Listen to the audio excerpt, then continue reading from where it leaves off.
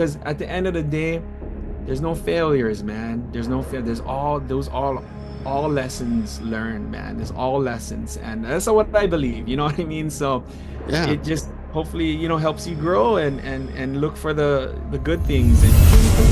Welcome to the Fearless Happiness Podcast, where we showcase phenomenal individuals who have overcome serious traumas, life obstacles, and challenges to find their own path to fearless happiness. Listen as Max Naist invites guests from all around the world to share their experiences and spread strength, hope, and faith. This is the Fearless Happiness Podcast, and this is Max Naist. All right, everybody. Good morning, good afternoon, or good evening, wherever you are in this world. It's Max again from the Fearless Happiness Podcast. And today I have a really amazing guest. All my guests are amazing, but I have another one today, all the way from the island of Hawaii. His name is Derick Sebastian. But what I like to do, Derick, is have you introduce yourself to my audience, who you are, what it is you do. And then, like I said, we're going to rock and roll. Automatic. Max, thank you so much, brother, to to always giving out this great energy and having me here. It's an honor and pleasure. Derick Sebastian. I'm from island of Maui. I'm basically a ukulele player, ukulele artist for 31 years now. Been very blessed to do what I do. Just spreading my love, and hopefully I can inspire the world through the ukulele, and been all over the world, man. Been very fortunate to start here on Maui and just kind of, just travel outside of the islands, in the US and just the world, and just kind of spreading the love and aloha through the ukulele. So, Right. You can't go wrong when you're doing music, right? Like, and especially the ukulele, I have a very good friend of mine. We were like close friends from way back that when he graduated high school, he's a year older. He moved to Maui and has been there for 30 plus years with his family. So they're on the north side, I think, of the island, where there's one, like, it's like a convenience store. And and they get all the people that come for surf contests, right? So they've got all kinds of, memorabilia, right. but they're like the only store on that side of the island. So everybody comes in and out of there, but it's family owned, family run. Yeah. I've been telling him I'm going to come out to Maui for the last 30 something years, and I haven't done it yet. But, life happens, and we all get families and we grow, but I will be out there. And then I get to visit my new friend, Derick. Automatic, dude. So what I like to do, Derick, is have you go back, like, not only what led you to music, but I always like to share with the audiences the challenges you have gone through, that where you found music and how you help people through music, but what got you there? It's kind of a long story. My dad passed away when I was 3 years old in a freak industrial accident. And, at that time I didn't know what was going on. Everybody was just emotional. I was just going with the flow. Mom said that dad was going to be sleeping for a long time. So, I didn't really kind of process that until when I got a little bit older, maybe 5 years later or something, 8, 9 years old, where I started going to school, and, you know, all of my classmates have their parents with them, parent teachers conferences, whatever, open houses, this and that. And I'm here, like, with my sister or my auntie or whatever, and maybe brother or maybe even nobody, I just Right. there. And, I started to question life a little bit, where, why don't I have my dad, or why is mom working like 2, 3, 4 jobs trying to make ends meet kind of deal. So, I kind of was in a, soul searching mode kind of deal at a young age. But, I was allowed, I should say, by my mom, because I had bad asthma too. So mom finally allowed me to play baseball. That was a whole new, fresh breath of air kind of deal. And, I really enjoyed it. And what happened was when my sixth grade year came along, about 11 years old, my asthma got really bad, and doctor said no baseball. So clean slate, had to start all over again. It's kind of like somebody popped the balloon, and it was just, back to square one, just going to school, going home right after, and just being bored, and, not knowing what's next. And, God just God is humorous in any way. I mean, in a lot of ways, where it was just a divine appointment, where a recess during my sixth grade year, during morning recess. I saw our school security, Mr. Sam Ellis, and he was a long time family friend already, but I got to see him in a different way because he was playing his ukulele on the on the bench during recess, and he was jamming. Everybody was just having fun, laughing, and having a good time, and he was ad-libbing and jamming and just improvising, and I was like, wow, this is so darn cool. And I ended up gravitating there, hanging out, laughing. And Mr. Ellis said, hey, here's the ukulele. Go try. I was like, what? Really? So I played, and it was horrible. I couldn't play anything. I didn't Right. know what I was doing, but it was so good fun. And that feeling, that joy, that wow, what is this? And every single morning recess, I would go check him out, and we would start kind of jamming together. And Mr. Ellis was that guy who introduced me to the ukulele, and the rest is history, man. So it's started a whole new journey of mine. So yeah. And it sounds like he kind of took over like as a father figure, role model Yes, for you, absolutely, right? Because I can 100%. relate to you not having a father growing up. My mom and dad were divorced, right? I mean, I can Mm. get that, but like you said, it's when we get like 8, 9, 10, we start like when we're looking around and like, where's my dad? You know what I mean? Right. Like, Yeah. and then you kind of don't understand at 3 years old. Oh, dad's going to be sleeping a long time. Like you're figure, okay, one day he's going to get up, right? That's my dad. He's got to get up. Yeah. But as I know, right? In anywhere, right? Even the islands or mainland or whatever. If you get bored, right? If we're not careful, we can stray off in there's so many other things to do, especially on the islands, right? Where Right. some people say they get, what is that? My friend hasn't, like I said, and you've been there all your life, but island fever, like Island fever. where Yes, they're yes, bored yes, yes. and they're Yeah. right. And if you don't have like you found the ukulele, Hmm. right, there's other things, right, and we Right. could start hanging around the bad crowd, right, like. Yeah, totally. So I think that's awesome that you said I like what this guy's playing, right? Like I'm gonna go over here, but tell me more about that time in your life where you possibly could have went the wrong way. All of us guys have experimented, but right, you found your Yeah. passion, but is it once you found the ukulele, like this is it? I'm gonna learn how to play it. I'm gonna do this, and Mhm. right because you get asthma, right, and you Yeah. can't really play sports. But I'm gonna tell after you tell me, I'm gonna tell you what one of my guests told me about his situation with asthma. But go ahead. I mean, I want to Yeah. hear like what kept you gravitated towards that because if you're anything like me, ADD, HD, ADHD, like I'm gonna go try that. I'm gonna go try that. I'm gonna go try that. You know what I mean? It's funny you ask because, before I was already hanging around with the wrong friends at a young age already because I was searching. I didn't do much bad things, but just the friends they weren't the good best influence either. And that was a little bit that was like fourth, fifth, sixth grade kind of deal. So like I said, when sixth grade came along and I saw Mr. Ellis playing the ukulele, it almost kind of saved my life, really, because I could have easily stray away on a different path and stuff like that. But yeah, the ukulele, I really embraced that instrument because it just allowed me to like emote, if that makes sense. It allowed me to be, play island reggae, good feeling music. And it just gave me something to look forward to. It gave me hope. It gave me a little sense of joy, free, carefree kind of deal, that feeling. And I really had a mission on that ukulele because I was so into it. And I remember, I would practice easy 5, 6 hours a day, every single day. I mean, waking up early before school, playing recess, lunch recess, after school, before baseball practice or whatever, and then definitely before bed. So it would calculate a lot of hours, from sixth to eighth grade.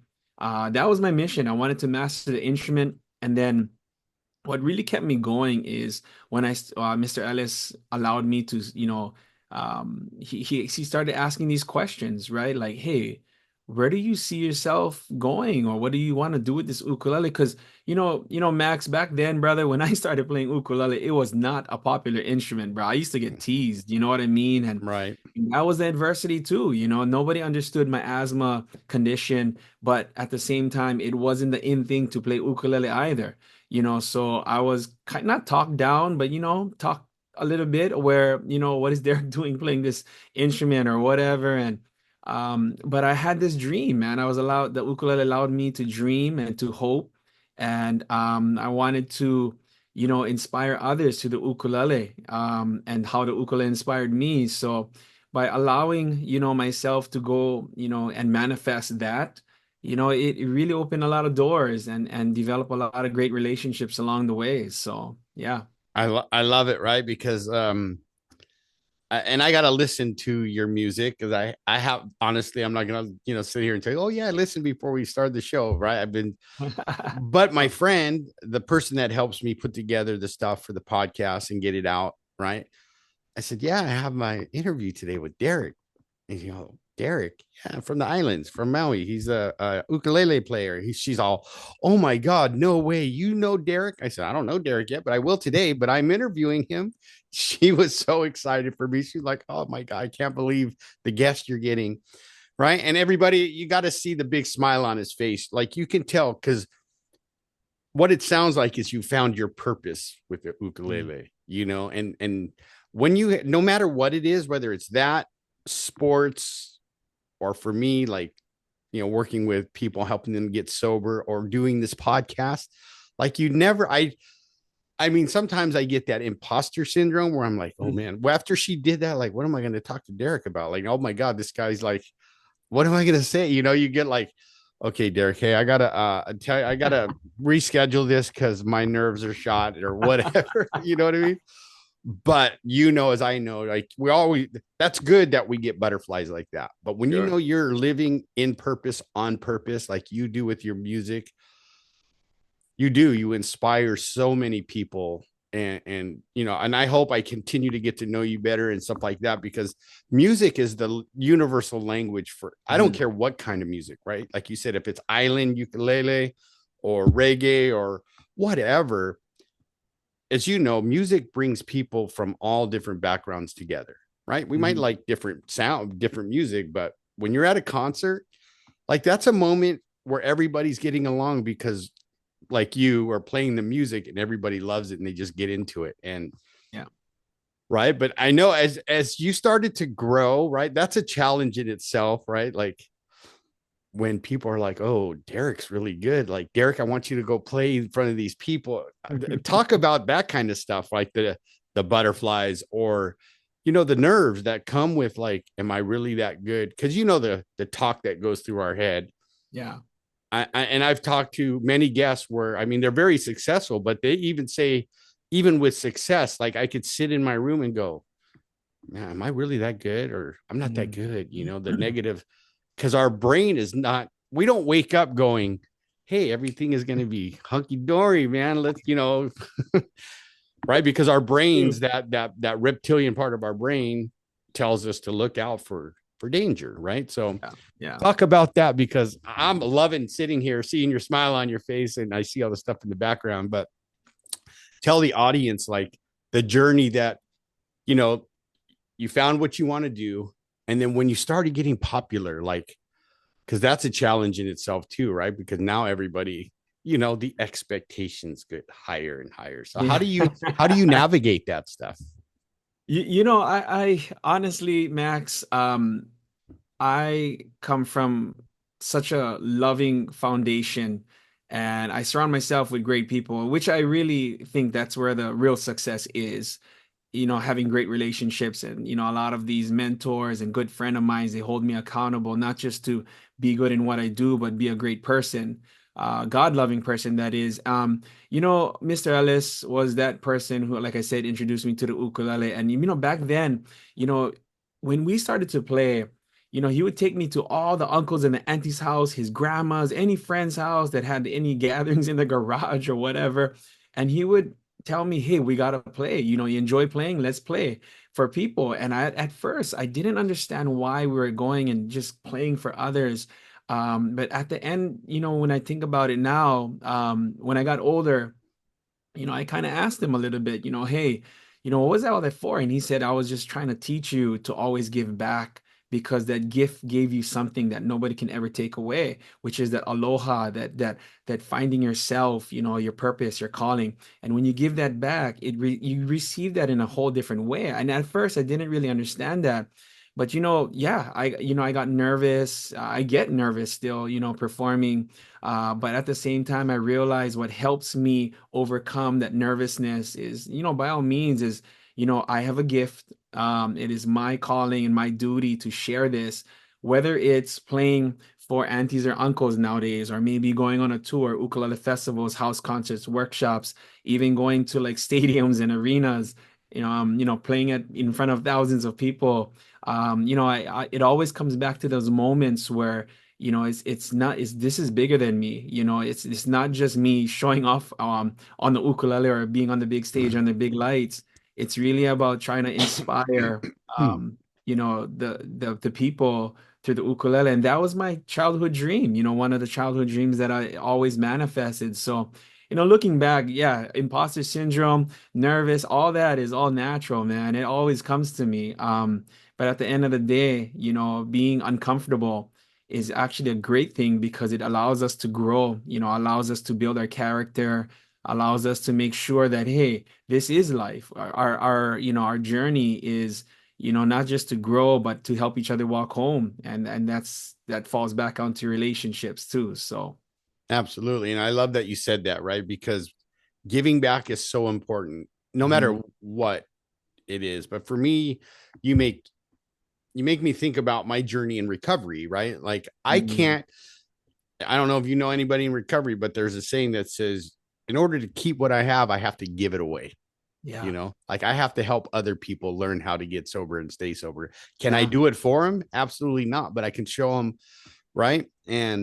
yeah, And life is always going to happen no matter what we're doing, right? Our purpose, um but that's the things, as you know, that wakes us up in the morning, right? And you said something too that I love because I read it in, you know who David Goggins is, right? oh he's yeah. he's a big one that says learn to get comfortable being uncomfortable because that's where Yeah, the growth happens. um yeah, yeah, he's a little on the extreme side when he's running those 150-mile runs, right? Like I'd be like, I'll see you at the finish line, David. Like I'm gonna have a cold drink for you when you're done, but this boy don't run, right? And I've said this and I've teased, right? Like I when I first started reading his book or read it and I went on and followed him on Instagram, I sent him a message. I don't know if he ever got it. And I said, look, I go, I'm a counselor, my friend. And I always offer my running friends free counseling because there's something wrong with you guys. Like whoever, anybody that runs over a mile needs help. So pro bono, David, anytime you need to reach out, I'm here for you. So oh my gosh, that's hilarious, man. yeah, maybe one day he sees that. He goes, who's this Max guy? Right. Oh my gosh.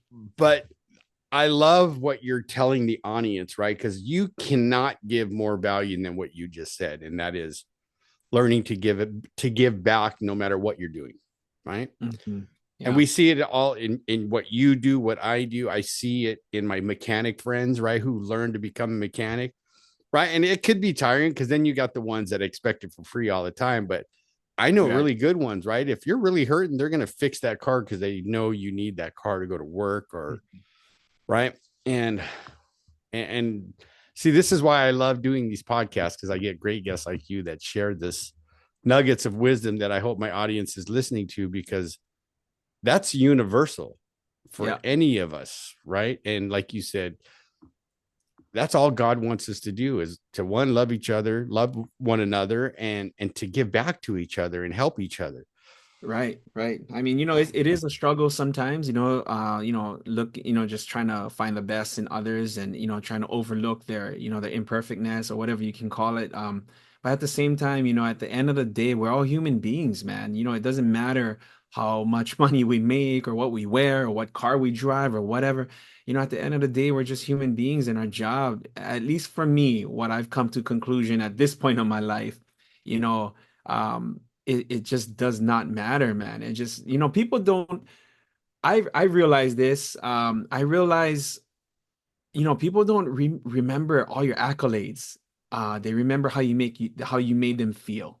Right. And when that comes around where, it is so true, that comes around is like, hey, I don't remember much of, his accolades, but hey, he made me feel loved, or Right. whatever. He made me feel loved, that aloha, that embracement. We were in the moment, man, and he helped me or she helped me, bring out the best in me and said something or encouraged me in something. And, to me, I think that's priceless, man. And we need more of that in today's world. And I'm just grateful that, it's through, my music, the ukulele, through weddings. I'm a wedding officiant too, play music there, and now, as an author, and it's just, like I said, the goal is, how can I inspire through my gifts? And, that's pretty much the bottom line. So. Right. Well, that's funny that you mentioned that because that was going to be my next question. Like you said it, right? So let's dive into your book and how did that come about, right? Because I mean, it's one thing to say I'm going to write a book one day, but most of my guests are fellow authors too, whether they're bestsellers or not. Just the fact that you did what you said you were going to do and you put your heart into something that for everyone to see. How did that come about? And tell the audience about what your book is about. Sure thing, man. Yeah. Max, this book idea, man, it started like 8 years ago. I had this little mustard seed of, what if I become an author? And the imposter syndrome immediately kicked in. Like, who am I to write a book? I mean, what? Like, who would read about just me talking about me? You know what I'm saying? And I was like, I'm not good enough. I'm not a writer, etc., etc., etc. Fast forward, I ended up meeting a good friend. He became a good friend of mine. He's a publishing coach. He's an author. He's a speaking coach. I mean, he's just all around publisher. And we became real good friends. And he said, hey, let's get you writing a book. And I said, no way, man, that's not going to happen because I'm not that person. I'm not at that point of, in my life right now. And that was like maybe a couple years ago. But then this year, 2024, we're sitting, having coffee again, and we're just talking stories, crossing paths, and just catching up. And he said, it's time for you to write this book. And I said, really? I was like, what is it gonna be about? He said, it's your stories. You have to let people know about your stories. And I said, but that just doesn't feel good enough to me. So he said, let it be a memoir with a message, empowerment. And I said, okay, so it just doesn't make sense. Like, it wasn't good enough for me. So, I guess he got a little bit frustrated. So he told me, you know what, Derek, if you're not going to write a book for anybody else, at least write it for your kids, your boys. So I got three boys, Max. I got a 19, 16, and a 14. And, you know, he said, write it for them, stamp your legacy for them.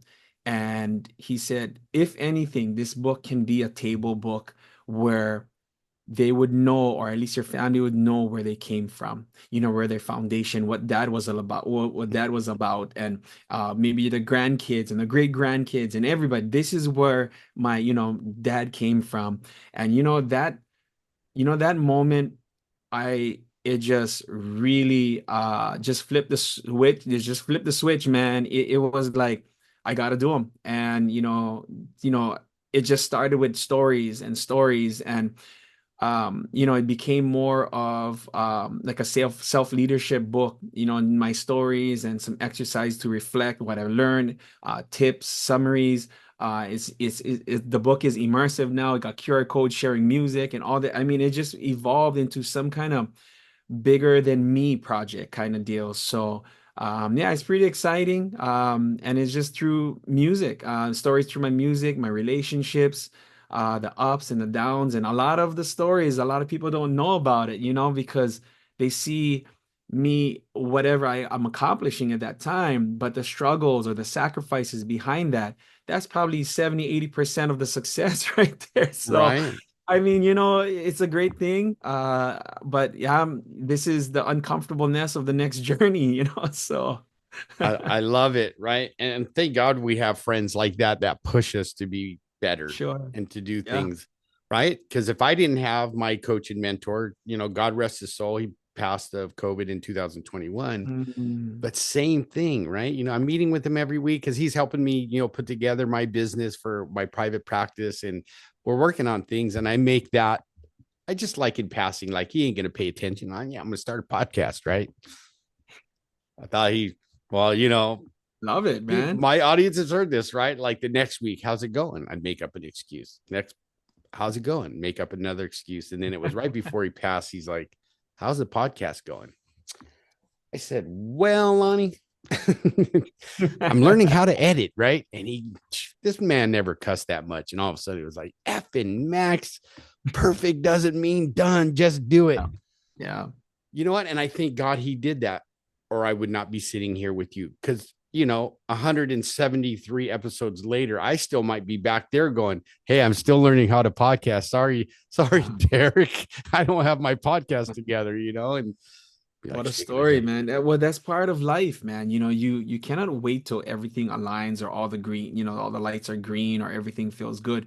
You know, you just gotta do it. I mean, prime example, Max, I really my ultimate dream was to perform for the Lakers, and that story it started off. I mean I'm gonna scale up a little bit, but my dream was to perform for the Lakers a long time ago, and that did not happen until like I would say 7 or 8 years later. But prior to that, you know what I'm saying? Like prior to that, there's a lot of things that happened along the way that allowed me to grow into that and be prepared for that kind of deal. Right. So yeah, I mean, yeah, it's so much crazy stories that happen. Like, my first national anthem opportunity was for the Diamondbacks, the Arizona Diamondbacks back in 2010.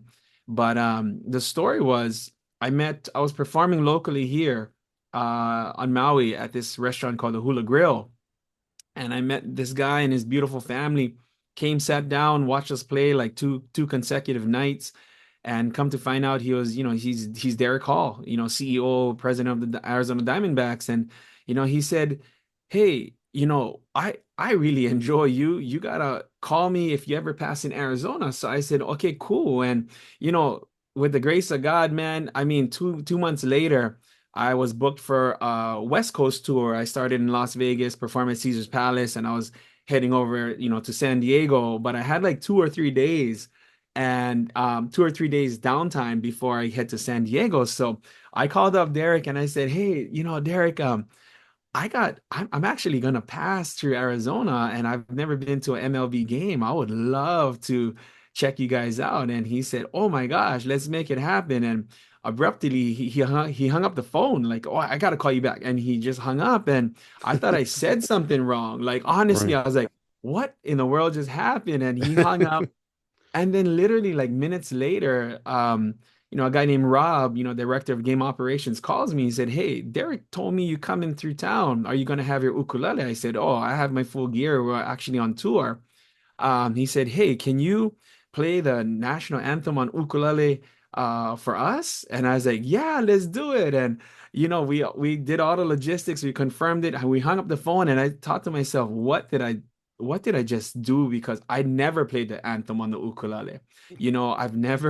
I don't even know how to play the first note kind of deal. So I said yes to something that I wasn't ready for, because of just excitement of maybe one day I can get to the Lakers. And not, looking back, all these performances with, the Arizona Diamondbacks and the PGA and all this all led to one day playing at Staples Center. And now it actually is crypto, but now, it just all leads to something bigger and better, what you manifest too. So yeah. I love it. I love it. And then if you're paying attention, audience, right? It's like if you're not getting to where you're going at the moment, you like Derek, don't quit, right? There's things the universe got, like we say God, right? That Mhm. he's gonna have you do things first to prepare you for those big moments. Cause Right. right, like if you first Uh, started and they say, hey, come go play for the Lakers. I mean, I don't think it'd be what do you call that? Imposter syndrome. I'd be nerves. Like, I don't know if I could, I'd be shaking in my boots. Oh boy, I had all of that, bro. But that is so awesome, right? To hear um that process, right? It's because what it sounds like is you never stopped. You kept going, you never quit. I'm sure in that whole all that time, right? There was ups and downs, but you kept that in Yeah. your mind, like, I'm gonna play for the Lakers, and then boom, this guy likes you and he says, well, you're going to play for the Arizona Diamondbacks first, right? Yeah. And then, Yeah. but look how that works. I mean, Yeah. it's It just, amazing. yeah, I'm very blessed in many ways, man. And like I said, I can't do it by myself. I surround myself with great people, and like you, Max, brother, it's a blessing to be part of your show, man. We have a mission in life, and you do your thing, brother. I love your energy, your vibe, you just have that intention to help uplift people, and that's, to me, I love it, man. That's what it's all about. So, And I'm glad you say that, right? And the reason I'm like that is I know what it's like to be right down in the gutter, like mm, with no hope. And I never thought this would be a platform for me to showcase my energy, but uplift the world, right? Through the guests that I bring on, and like I said, God has been really good with all the guests from the get go till today, and nothing but thanks. And I always give credit to God because I couldn't have done it without him, right? And believing that I'm worthy of having a Derick on my show. And you know what I mean? Like, I'm telling you, like, I'm getting like goosebumps because this is for me. If I can let you tell your story on how you went from suffering from asthma to playing the ukulele across the world, right? Like, that gives my audience hope that one day they can go after their dreams and do the same thing. Because that's what this whole podcast for me is about, is showing the human resilience yeah, and our how do you want to say, never quitting mode, and going after what you really want to go after, right? Because it could be the ukulele, it could be golf, baseball, football, I don't care, right? But yeah, and as long as I have a breath in me and God lets me have these awesome guests like yourself, I'm going to keep doing it. And and inspire people to go, I'm going to dream bigger, right? yeah. I'm not going to settle. And I would, I love that, right? Because you're a perfect example of not settling. And right, you got one of the most important jobs in the world too, as a father of three boys, right? Yeah. Right. So Yeah. they're looking at every move dad makes, and you got to show them, though, even if you fail, you got to get up and keep learning and keep going, right? Right, right. No, it's all blessings, and like I said, man, been very fortunate. My wife and I, we, she to me, she's the foundation of it all. She encourages me, she allows me to, do all the things that I dream of doing, and she supports that, and she's seen it all, man, the ups, the downs, the successes. And everything else in between. And family first, though. Family first, that is my why. And I Yep. don't see anything as failures. It's all lesson learned, and I try to teach my kids that as well. So but you know all about that, brother. Man, let me tell you, I got lots of kids and lots of grandkids, and I'm gonna follow in your Beautiful. full footsteps and just keep putting one foot in front of the other, right? And like you Yeah, said, thank yeah. God we have wives that are very supportive of what Sure. And my Absolutely. wife teases me once in a while, like, okay, where's the money for this podcast thing you're doing all the time? I'm just like, Yeah, hey, yeah. honey, man, that's just a passion of love, honey. I just love doing it. She just goes, whatever. But she supports it 100%. But Good, bad, Max, or it's gonna come around, brother. It's gonna come around because it's that aloha thing, man. You gotta give back. And then one day it's gonna gain traction, and you're not gonna know what has hit you, because what you're doing, Max. This is what I see is, you're just planting seeds along the way. You know what I mean? And you don't know when those seeds are gonna sprout and grow. But one of these days, brother, and it happened to me, and it's gonna happen to you. Not, I mean, it probably did already. You look back, you got a garden, brother. You got a garden of love and support, and finance is gonna come. You just gotta manifest that, man. And you're doing it. You're doing it one seat at a time, one aloha at a time, brother. Right, absolutely. And I agree with you, right? And that's the Yeah, way I look at it. It's just like I just look at it as, here's how I look at it. It's like I'm going to speak with these guests. I'm going to have them tell their stories. And no matter what, you know what the bonus is I make a new friend by the end of the episode, and I've got a new friend on this earth that is yeah, helping other people and bringing light into the world, right? Because I have a friend that says, keep shining your light.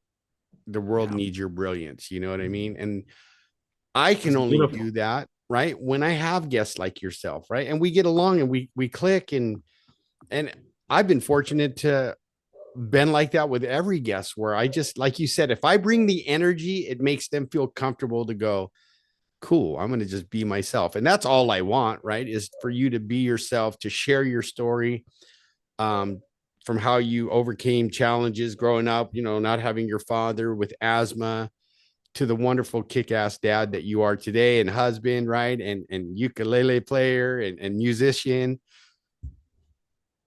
And like you said, you're putting smiles on our faces, and you can't put a price on that, my friend, and that's, I appreciate you for taking the time out of your busy schedule and being here with me. And so I'm going to ask you some of the other questions, like my Yeah, main questions I love to ask, right? If you look back here, see fearless. I love it. So Derick, what does fearless mean to you, and how does that show up in your life on a daily basis?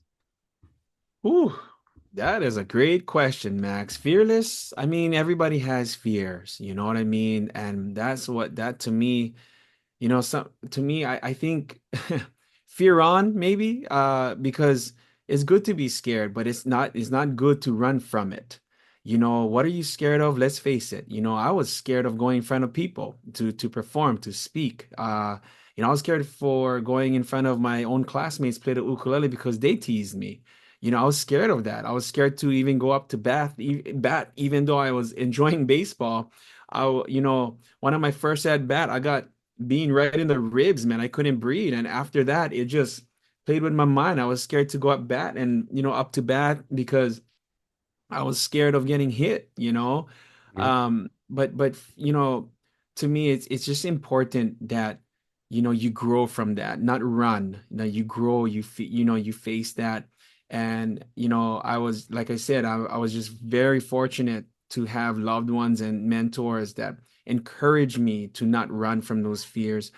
Playing football, yeah, I was playing running back. I was one of those big dudes down, going down, into the, A gap, B gaps, whatever. But man, they got some other big boys that lit me up too, right? So Right. I'm scared of that. I got scared, but at the same time, you got to face them. You got to go for it, being fearless and just, go for it. And because at the end of the day, there's no failures, man. There's no fail. There's all lessons learned, man. There's all lessons, and that's what I believe. You know what I mean? So Yeah. it just hopefully helps you grow and look for the good things in so-called bad things, if that makes Right. sense. I love it though. And you're absolutely right, right? There's something to that saying that says fail forward, right? Because if you Mhm. do, Yeah, what that means is if you're learning something, it's really not a failure, because you're going to be better the next time you do something, or you know what I mean? yeah. So I love it, man. That was awesome. So my next question is happiness. And you see, I put a Y. Uh, Knowing I put a Y in happiness, what does happiness mean to you, and how does that show up in your life on a daily basis? Oh, happiness. I think that translates into living in gratitude. I think maybe happiness for me is I would think living in joy, despite of your circumstances in life and your ups and downs. And you know happiness is just being in the moment and counting your blessings and knowing the fact that it could be worse, but you're here, you're able to breathe, you're able to call somebody, tell them you love them. I could pick up the ukulele and play a song for somebody, or write a song, or produce a song. um with my profession, I mean, I can't stress enough how God has blessed me some talents where I can if this is not it, then I can use a, if I'm not playing music, I can speak. If I'm not speaking, I can write. If I'm not writing, I can produce. If not writing, I can talk about my book or join Max's podcast and talk stories and talk life and aloha. You know, that is happiness, is, finding your purpose, your calling, and just living it out. One day at a time, man. You don't have to go and change the world, tomorrow. But if you plant those little mustard seeds, like how you're doing, my friend, one day we're going to look back and we're going to have not just a garden, a forest, a forest of beautiful things flying, and just enjoying, and just birds going in and out and chirping and all these beautiful morning, just views and colors. To me, that's happiness, man. Happiness is one day at a time, and just living in joy, man. We got one shot in life, brother. We might as well make the best of it, and pass, do good and pass on the good, so. Right. Leave a legacy for our kids, Amen. and our grandkids and all the ones that come after that. So I love it, man. That's awesome. So if my audience wants to hear your music, get a hold of your book, or reach out to you and ask you whatever, they say, hey, I loved your podcast with Max. I just wanted to ask you some questions. How can they get a hold of you, Derick? Max, simple, brother. So we can keep you guys smiling. Just go straight to my website, man, dericksebastian.com. So it's DERICK Sebastian.com. You can find out all the information about what I do, socials, the book, all that good stuff. I think my team does a good job to not confuse anybody or anything. So yeah, just go straight to my website, man, and just have fun, man. It's all good. I love it. I love it. You heard that, everybody. DerickSebastian.com. You'll get everything you need there. Well, my friend, this has been one amazing time. Again, thank you so much for gracing me with your presence and adding value to my audience. We really appreciate it, but you're not quite off the hook just yet. I got one, my favorite question I love to ask all my guests, and it goes like this. So, Derick, what is the one piece of advice you could give my audience to help them grow as human beings and become better people? Ooh, man, you going deep, Max. One thing, huh? You gotta love, man. You gotta have love in your heart. It doesn't matter what you do. You in life, you just gotta have love in your heart. Once you start accepting love, you give love. If you know you have a gift in you and you just give it out of love, it comes back. And sometimes it's tenfold. So just learn to love, man. Love to appreciate, love to be grateful for where you at, despite of where you at in life, despite of your circumstances.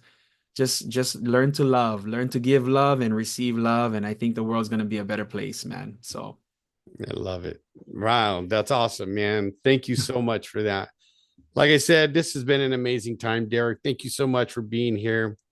But you know how I go, everybody. If Derick made you think, if he taught you something, if he made you smile, and my famous, if he made you go, I like that. Please go to iTunes and leave a 5-star review so more people can find the podcast.